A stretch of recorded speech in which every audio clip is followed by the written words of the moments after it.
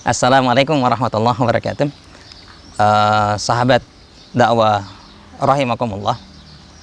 Syukur kita untuk Allah, salawat dan salam kita kirimkan kepada Nabi yang mulia, Nabi Muhammad sallallahu alaihi wasallam. Hakikat Allah menciptakan kita di atas muka bumi ini, kita semua sudah paham. Hakikatnya adalah untuk semata-mata beribadah kepada Allah Subhanahu wa taala. Wa ma khalaqtul jinna wal insa illa liya'budun. Tidaklah diciptakan jin dan manusia kecuali untuk beribadah kepada Allah Subhanahu wa taala. Maka sebagai seorang muslim tidak ada tujuan lain kita di atas muka bumi ini kecuali untuk Allah Subhanahu wa taala. Dan bagi seorang muslim, ketika kita sudah mengatakan Islam sebagai agama yang kita imani, kita mengatakan Allah itu adalah Tuhan yang kita sembah, maka pada saat itu kita terikat dengan segala ketentuan yang telah Allah gariskan. Makanya Rasulullah SAW mengatakan ad-dunya sijnul lil mu'minin wal jannatu lil kafirin. Dunia itu penjara bagi orang beriman. Artinya orang beriman itu terpenjara di atas muka bumi. Mereka terikat dengan ketentuan, aturan dan larangan Allah Subhanahu wa taala.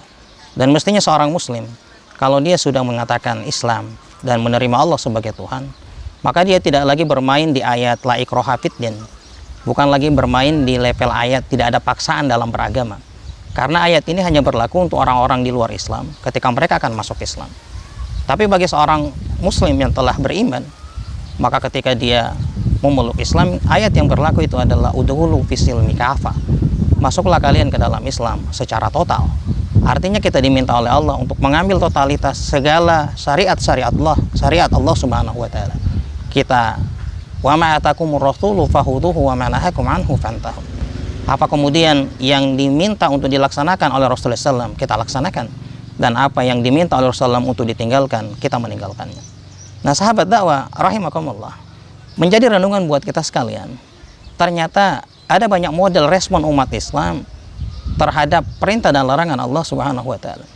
Ada yang modelnya suka mempertanyakan sebagaimana yang pernah viral kemarin.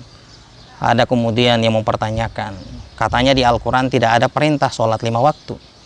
Kemudian ada lagi yang suka bermain tekstual sampai menantang mau dikasih hadiah berapa, 50 juta ya, siapa yang bisa mengatakan larangan mengucapkan ucapan selamat Natal ya, yang ada dalam Al-Quran. Seperti itu. Nah ini adalah tipe-tipe orang yang mohon maaf, yang dalam konsep Islam terkadang suka mempertanyakan syariatnya Allah, yang kadang suka uji nyali, ada di ayat berapa, hadisnya yang mana. Bahkan terkadang setelah disampaikan dalilnya, setelah disampaikan ayatnya, masih ngeyel juga, masih tidak menerima. Kenapa? Karena memang karakternya tipe-tipe orang munafik yang terkadang suka mempelintirkan ayat dan lain sebagainya. Nah poin yang awal ini adalah poin yang berbahaya, tapi terkadang biasanya ini muncul dari orang-orang yang bodoh, yang kurang paham, atau mungkin di era sekarang ingin cari viralitas saja, hanya ingin terkenal dan lain sebagainya.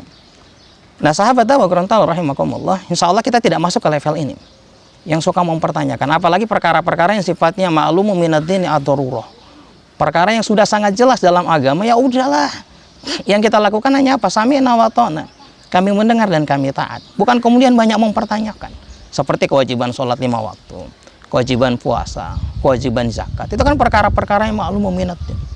Atau kemudian ayat-ayat yang sifatnya qat'i, yang sudah jelas ya, yang tidak perlu kemudian ada pemaknaan lain dan sebagainya. Disitulah kita kemudian tidak perlu banyak mempertanyakan.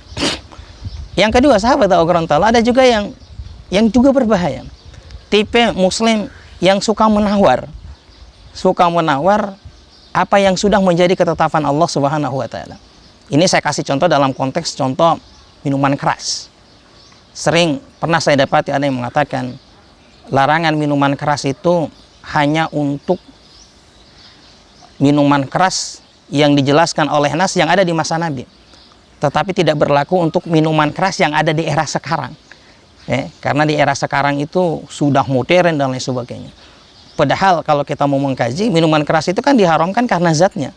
Selama zatnya itu ada, entah model homernya itu dalam bentuk bagaimanapun, tetap haram.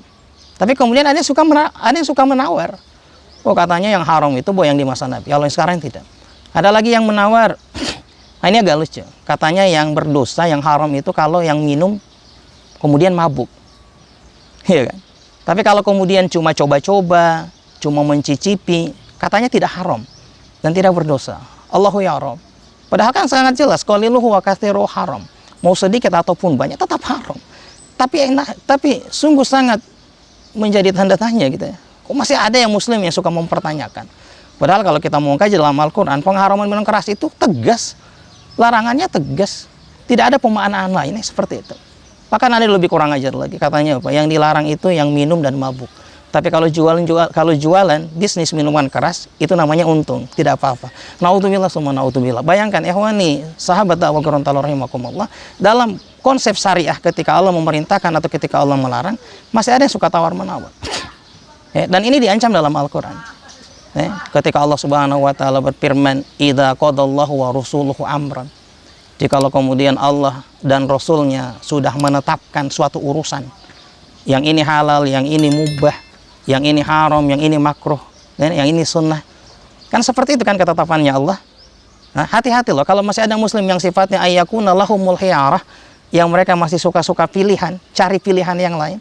Yang tadinya haram ditawar jadi makruh, yang tadinya wajib kemudian ditawar jadi mubah dan lain sebagainya.